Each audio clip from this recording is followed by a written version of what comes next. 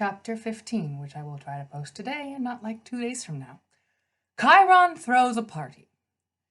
Midtown was a war zone. We flew over little skirmishes everywhere. A giant was ripping up trees in Bryant Park while dryads pelted him with nuts. Outside the Waldorf Astoria, a bronze statue of Benjamin Franklin was whacking a hellhound with a rolled-up newspaper. A trio of Hephaestus campers caught a squad of Dracene in the middle of Rockefeller Center. I was tempted to stop and help, but I could tell from the smoke and noise that the real action had moved farther south. Our defenses were collapsing. The enemy was closing in on the Empire State Building. We did a quick sweep of the surrounding area. The hunters had set up a defensive line on 37th, just 3 blocks north of Olympus. To the east of Park Avenue, Jake Mason and some other Hephaestus campers were leading an army of statues against the enemy. To the west, the Demeter cabin and Grover's Nature Spirits had turned 6th Avenue into a jungle that was hampering a squadron of Kronos' demigods. The south was clear for now, but the flanks of the enemy army were swinging around. A few more minutes and we'd be totally surrounded. "We have to land where they need us the most," I muttered. "That's everywhere, boss!" I spotted a familiar silver owl banner in the northeast corner of the fight, 33rd at the Park Avenue tunnel. Annabeth and 2 of her siblings were holding back a Hyperborean giant. "There!" I told Blackjack.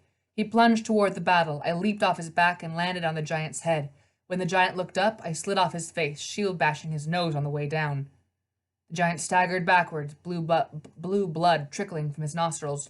I hit the pavement, running. The Hyperborean breathed a cloud of white mist, and the temperature dropped. The spot where I'd landed now was coated with ice, and I was covered in frost like a sugar donut. "Hey, ugly!" Annabeth yelled. I hope she was talking to the giant and not me. Blue Boy bellowed and turned towards her, exposing the unprotected back of his legs. I charged and stabbed him behind the knee. The Hyperborean buckled. I waited for him to turn, but he froze. I mean, literally turned to solid ice. From the point where I'd stabbed him, cracks appeared in his body. They got bigger and wider until the giant crumbled into a mountain of blue shards. "Thanks," Annabeth winced, trying to catch her breath. "The pig?" "Pork chops," I said. "Good." She flexed her shoulder. Obviously, the wound was still bothering her, but she saw my expression and rolled her eyes. "I'm fine, Percy. Come on, we've got plenty of enemies left." She was right. The next hour was a blur. I fought like I'd never fought before, wading into legions of Dracene, taking out dozens of Telkynes with every strike, destroying Impusae and knocking out enemy demigods. No matter how many I defeated, more took their place. Annabeth and I raced from block to block, trying to shore up our defenses. Too many of our friends lay wounded in the streets. Too many were missing. As the night wore on and the moon got higher, we were backed up foot by foot until we were only a block from the Empire State Building in any direction. At one point, Grover was next to me, bonking a snake woman over the head with his cudgel. Then he disappeared into the crowd, and it was Thalia at my side, driving monsters back with the power of her magic shield. Mrs. O'Leary bounded out of nowhere, picking up a Lastrygonian giant in her mouth, and flung him into the air like a frisbee. Annabeth used her invisibility cap to sneak behind enemy lines. Whenever a monster disintegrated for no apparent reason with a surprised look on his face, I knew Annabeth had been there, but it still wasn't enough. "Hold your lines!" Katie Gardner shouted, somewhere to my left. The problem was that there were too few of us to hold anything. The entrance to Olympus was 20 feet behind me. A ring of brave demigods, hunters, and nature spirits guarded the doors. I slashed and hacked, destroying everything in my path, but even I was getting tired, and I couldn't be everywhere at once. Behind the enemy troops, a few blocks to the east, a bright light began to shine. I thought it was the sunrise. Then I realized Kronos was riding towards us on a golden chariot. A dozen Lastrygonian giants bore torches before him. 2 Hyperboreans carried his black and purple banners. The Titan Lord looked fresh and rested, his powers at full strength. He was taking his time advancing, letting me wear myself down. Annabeth appeared next to me. "We have to fall back to the doorway. Hold it at all costs." She was right. I was about to order a retreat when I heard a hunting horn. It cut through the noise of the battle like a fire alarm. A chorus of horns answered from all around us, echoing off the buildings of Manhattan. I glanced at Thalia, but she just frowned.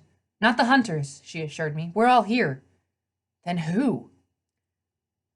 The horns got louder. I couldn't tell where they were coming from because of the echo, but it sounded like an entire army was approaching. I was afraid it might be more enemies, but Kronos' forces looked as confused as we were. Giants lowered their clubs. Dracene hissed. Even Kronos' honor guard looked uneasy. Then, to our left, 100 monsters cried out at once. Kronos' entire northern flank surged forward. I thought we were doomed, but they didn't attack. They ran straight past us and crashed into their southern allies. A new blast of horns shattered the night. The air shimmered. In a blur of movement, an entire cavalry appeared as if dropped out of light speed. "Yeah, baby!" a voice yelled. "Party!" A shower of arrows arced over our heads and slammed into the enemy, vaporizing hundreds of demons. These weren't regular arrows. They made whizzy sounds as they flew, like whee! Some had pinwheels attached to them. Others had boxing gloves rather than points. "Centaurs!" Annabeth yelled. The party pony army exploded into our midst in a riot of colors. Tie-dyed shirts, rainbow afro wigs, oversized sunglasses, and war-painted faces. Some had slogans scrawled across their flanks like, "Horses pone" or "Kronos sucks." Spelled as you might imagine. Hundreds of them filled the entire block. My brain couldn't process everything I saw, but I knew if I were the enemy, I'd be running. "Percy!" Chiron shouted across the sea of wild centaurs. He was dressed in armor from the waist up, bow in his hand, and he was grinning in satisfaction. "Sorry we're late." "Dude!" another centaur yelled. "Talk later! Waste monsters now!" He locked and loaded a double-barrel paint gun and blasted an enemy hellhound bright pink. The paint must have been mixed with celestial bronze dust or something, because as soon as it splattered the hellhound, the monster yelped and dissolved into a pink and black puddle. "Party ponies!" a centaur yelled. "South Florida!" Somewhere across the battlefield, a twangy voice yelled, "Heart of Texas chapter!" "Hawaii owns your faces!" a third one shouted. It was the most beautiful thing I had ever seen. The entire Titan army turned and fled, pushed back by a flood of paintballs, arrows, swords, and Nerf baseball bats. The centaurs trampled everything in their path. "Stop! Stop running, you fools!" Kronos yelled. "Stand and..."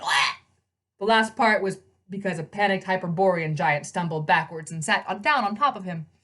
The Lord of Time disappeared under a giant blue butt. We pushed them for several blocks until Chiron yelled, "Hold! On your promise, hold!" It wasn't easy, but eventually the order got relayed up and down the ranks of centaurs and they started to pull back, letting the enemies flee. "Chiron's smart," Annabeth said, wiping the wet sweat off her face. "If we pursue, we'll get too spread out. We need to regroup." "But the enemy, they're not defeated," she agreed. "But dawn is coming. At least we've brought some time." I didn't like pulling back, but I knew she was right. I watched as the last of the Telkine scuttled toward the East River. Then, reluctantly, I turned and headed back toward the Empire State Building. We set up a 2-block perimeter with a command tent at the Empire State Building. Chiron informed us that the party ponies had sent chapters from almost every state in the Union. 40 from California, 2 from Rhode Island, 30 from Illinois. Roughly 500 total had answered his call, but even with that many, we couldn't defend more than a few blocks. "Dude," said a centaur named Larry. His t-shirt identified him as Big Chief Uber Guy, New Mexico chapter. "That was more fun than our last convention in Vegas." "Yeah," said Owen from South Dakota. He wore a black leather jacket and an old World War II Army helmet. "We totally wasted them." Chiron patted Owen on the back. "You did well, my friends, but don't get careless. Kronos should never be underestimated. Now, why don't you visit the diner on West 33rd and get some breakfast? I hear the Delaware chapter found a stash of root beer." "Root beer!" They almost trampled each other as they galloped off. Chiron smiled. Annabeth gave him a big hug, and Mrs. O'Leary licked his face. "Ugh," he grumbled. "Enough of that, dog. Yes, I'm happy to see you too." "Chiron, thanks," I said. "Talk about saving the day." He shrugged. "I'm sorry it took so long. Centaurs travel fast, you know. We can bend distance as we ride. Even so, getting all the centaurs together was no easy task. The party ponies are not exactly organized." "How'd you get through the magical defenses around the city?" Annabeth asked. "They slowed us down a bit," Chiron admitted, "but I think they're intended to mostly keep the mortals out. Kronos didn't want puny humans getting in the way of his great victory." "So maybe other reinforcements can get through?" I said hopefully. Chiron stroked his beard. "Perhaps, though time is short. As soon as Kronos regroups, he will attack again, without the element of surprise on our side." I understood what he meant. Kronos wasn't beaten, not by a long shot. I half hoped Kronos had been squashed under that Hyperborean giant's butt, but I knew better. He'd be back tonight at the latest. And Typhon? I asked. Chiron's face darkened. The gods are tiring. Dionysus was incapacitated yesterday. Typhon smashed his chariot, and the wine god went down somewhere in the Appalachians. No one has seen him since. Hephaestus is out of action as well. He was thrown from the battle so hard he created a new lake in West Virginia. He will heal, but not soon enough to help. The others still fight. They've managed to slow Typhon's approach. But the monster cannot be stopped. He will arrive in New York by this time tomorrow. Once he and Kronos combine forces, then what choice do we have? I said. We can't hold out another day. We'll have to, Thalia said. I'll see about setting some new traps around the perimeter. She looked exhausted. Her jacket was smeared in grime and monster dust, but she managed to get to her feet and stagger off. I will help her, Chiron decided. I should make sure my brethren don't go too overboard with the root beer. I thought that too overboard pretty much summed up the party ponies, but Chiron cantered off, leaving Annabeth and me alone. She cleaned the monster slime off her knife. I'd seen her do that hundreds of times, but I'd never thought about why she cared so much about the blade. At least your mom is okay, I offered. If you call fighting Typhon okay. She locked eyes with me. Percy, even with the centaur's help, I'm starting to think... I know. I had a bad feeling that this might be our last chance to talk, and I felt like there were a million things I hadn't told her. Listen, there were some visions Hestia showed me. You mean about Luke? Maybe it was just a safe guess, but I got the feeling Annabeth knew what I'd been holding back. Maybe she'd been having dreams of her own. Yeah, I said, you and Thalia and Luke. The first time you met, and the time you met Hermes. Annabeth slipped her knife back into its sheath. Luke promised he'd never let me get hurt. He said we'd be a new family and it would turn out better than his. Her eyes reminded me of that 7-year-old girl in the alley, angry, scared, desperate for a friend. Thalia talked to me earlier, I said. She's afraid that I can't face Luke, she said miserably. I nodded. But there's something else you should know. Ethan Nakamura seemed to think Luke was still alive inside his body, maybe even fighting Kronos for control. Annabeth tried to hide it, but I could almost see her mind working on the possibilities, maybe starting to hope. I didn't want to tell you, I admitted. She looked up at the Empire State Building. Percy, for so much of my life, I felt like everything was changing. All the time. I didn't have anyone I could rely on. I nodded. That was something most demigods could understand. I ran away when I was 7, she said. Then, with Thalia and Luke, I thought I'd found a family, but it fell apart almost immediately. What I'm saying is, I hate it when people let me down, when things are temporary. I think that's why I want to be an architect. To build something permanent, I said, a monument to last 1,000 years. She held my eyes. I guess that sounds like my fatal flaw again. Years ago, in the Sea of Monsters, Annabeth had told me her biggest flaw was pride, thinking she could fix anything. I'd seen a glimpse of her deepest desire, shown to her by the siren's magic. Annabeth had imagined her mother and father together, standing in front of a newly rebuilt Manhattan, designed by Annabeth, and Luke had been there too, good again, welcoming her home. I guess I understand how you feel, I said, but Thalia's right. Luke has already betrayed you so many times. Excuse me. He was evil before Kronos. I don't want him to hurt you anymore. Annabeth pursed her lips. I could tell she was trying not to get mad. And you'll understand if I keep hoping there's a chance you're wrong. I looked away. I felt like I'd done my best, but that didn't make me feel any better. Across the street, the Apollo campers had set up a field hospital to tend the wounded. Dozens of campers and almost as many hunters. I was watching the medics work and thinking about our slim chances for holding Mount Olympus. And suddenly, I wasn't there anymore. I was standing in a long, dingy bar with black walls, neon signs, and a bunch of partying adults. A banner across the bar read, "Happy birthday, Bobby Earl!" Country music played on the speakers. Big guys in jeans and work shirts crowded the bar. Waitresses carried trays of drinks and shouted at each other. It was pretty much the kind of place my mom would never let me go. I was stuck in the very back of the room, next to the bathrooms, which didn't smell so great, and a couple of antique arcade games. "Oh, good, you're here," said a man at the Pac-Man machine. "I'll have a Diet Coke." He was a pudgy guy in a leopard skin Hawaiian shirt, purple shorts, red running shoes, and black socks, which didn't exactly make him blend in with the crowd. His nose was bright red, A bandage was wrapped around his curly black hair like he was recovering from a concussion. I blinked. Mr. D? He sighed, not taking his eyes off the game. Really, Peter Johnson, how long will it take you to recognize me on sight? About as long as it'll take you to figure out my name, I muttered. Where are we? Why, Bobby Earl's birthday party, Dionysus said. Somewhere in lovely rural America. I thought Typhon had swatted you out of the sky. They said you crash-landed. Your concern is touching. I did crash-land, very painfully. In fact, part of me is still buried under 100 feet of rubble in an abandoned coal mine. It will be several more hours before I have enough strength to mend. But in the meantime, part of my consciousness is here, at a bar, playing Pac-Man.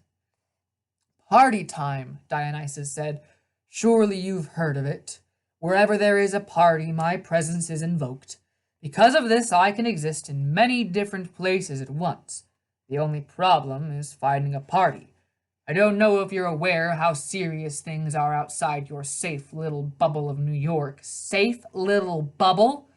But believe me, the mortals out here are in the heartland are panicking. Typhon has terrified them. Very few are throwing parties.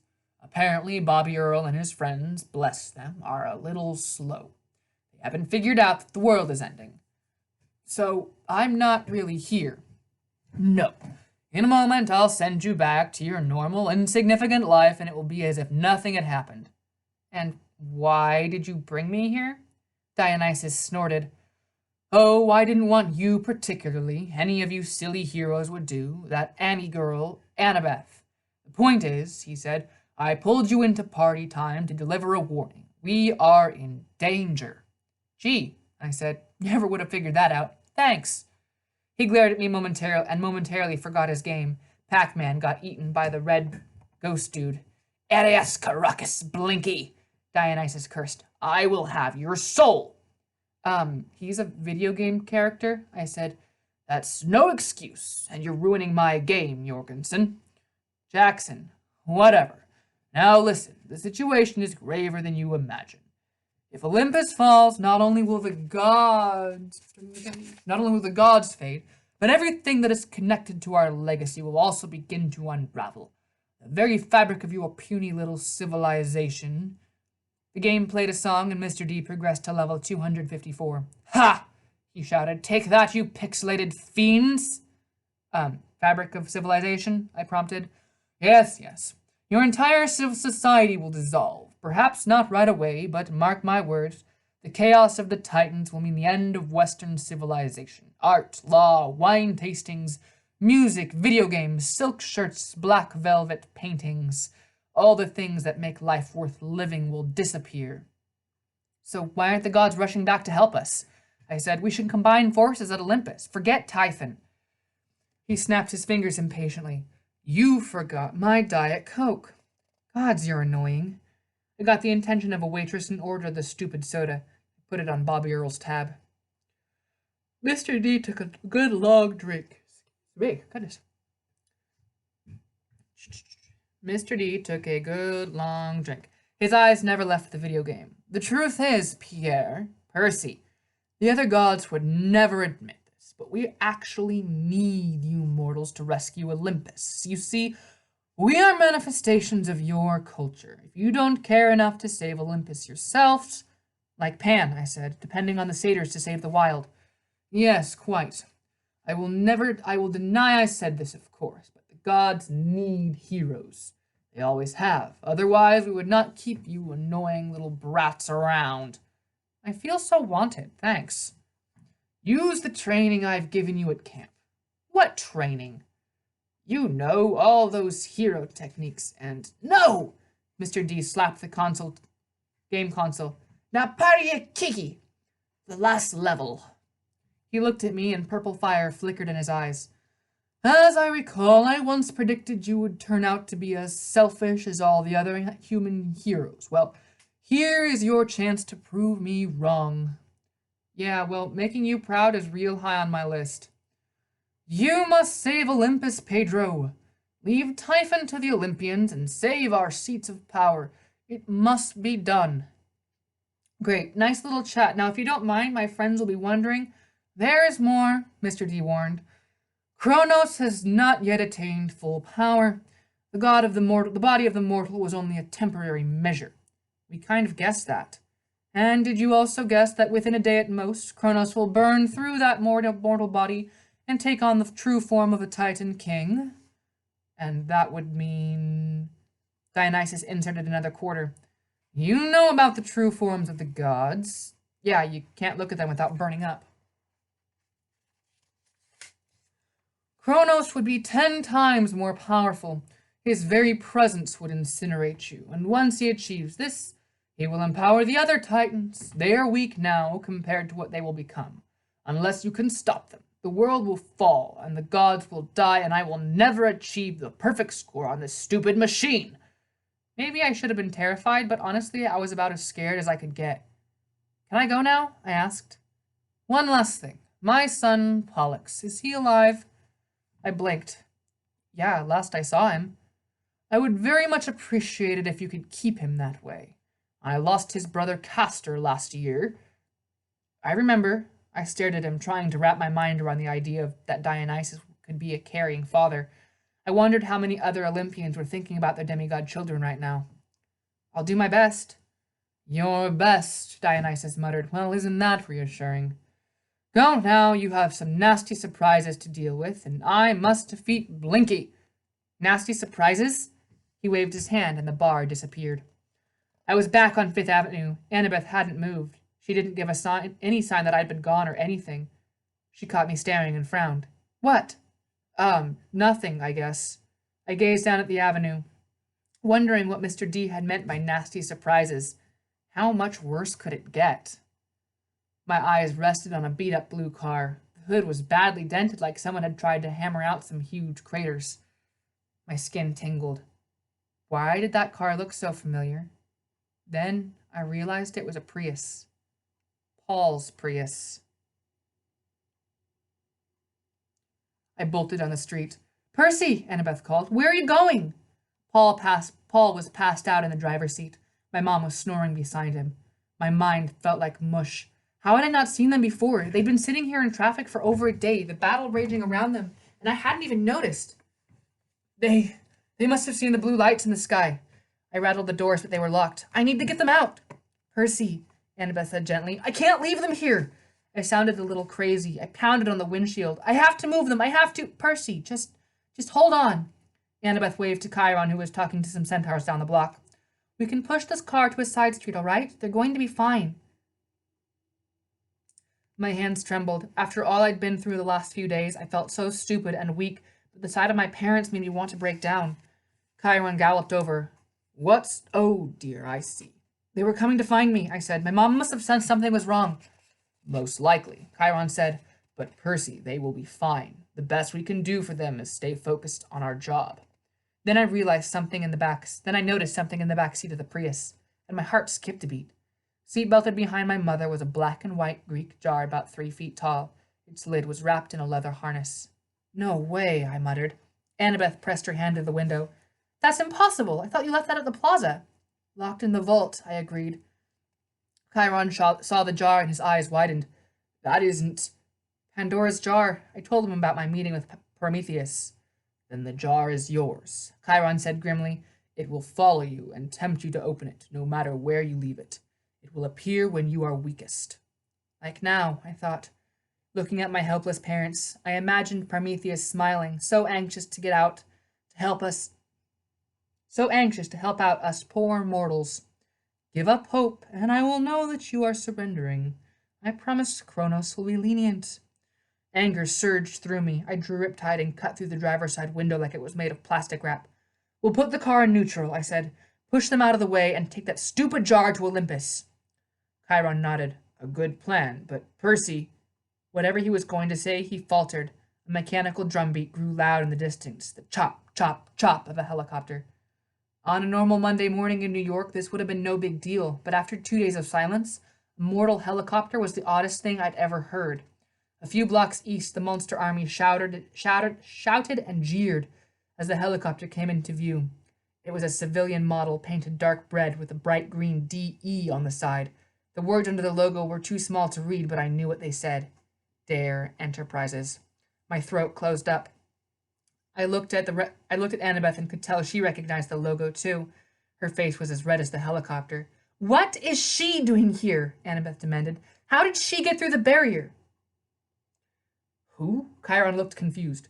What mortal would be insane enough? Suddenly, a helicopter pitched forward. The Morpheus enchantment, Chiron said. The foolish mortal pilot is asleep. I watched in horror as the helicopter careened sideways, falling towards a row of office buildings. Even if it didn't crash, the gods of the air would probably swat it out of the sky for coming near the Empire State Building. I was too paralyzed to move, but Annabeth whistled and Guido the Pegasus swooped out of nowhere.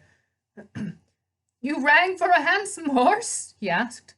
Come on, Percy, Annabeth growled. We have to save your friend. And that's the end of chapter 15. Chapter 16 is We Get Help from a Thief. How long is this chapter? Oh my goodness, quite long. It's 9 o'clock. Hang on just a second. I might do another chapter, but I think I'll do it in another video, so it's not quite so long.